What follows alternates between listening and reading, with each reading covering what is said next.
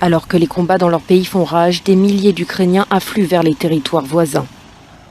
Selon l'agence onusienne pour les réfugiés, depuis mercredi, 50 000 personnes ont fui.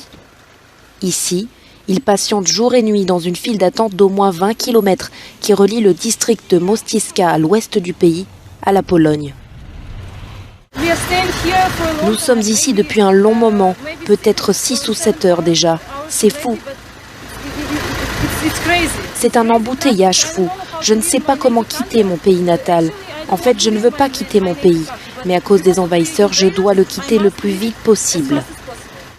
Le haut-commissaire des Nations Unies a salué la Pologne et la Moldavie pour avoir déjà accueilli respectivement 30 000 et 20 000 personnes.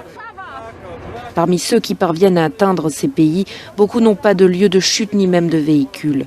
Volontaires et organisations humanitaires tentent donc de leur venir en aide. Nous avons déjà organisé un réseau de personnes qui seront prêtes à aider pour le logement, l'emploi et le transport. À l'heure actuelle, nous avons trouvé des logements pour environ 12 familles. Ceux qui traversent la frontière aujourd'hui quittent leur terre sans savoir quand ils pourront revenir. Ils sont nombreux à espérer que l'exil ne sera que temporaire.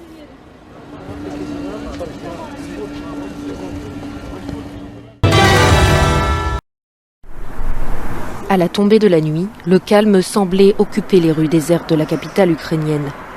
Mais derrière l'apparente tranquillité, ce mardi, les services de sécurité étaient déjà en alerte maximale et la ville se préparait au pire, une invasion.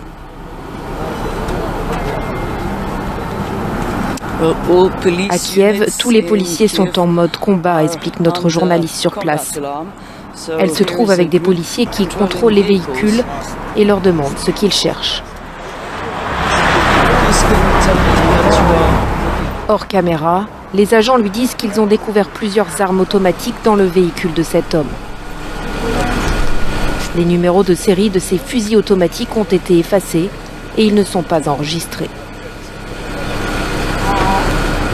Les agents deviennent nerveux. C'est la 3e fois en un jour que cette patrouille met la main sur ce type d'objet.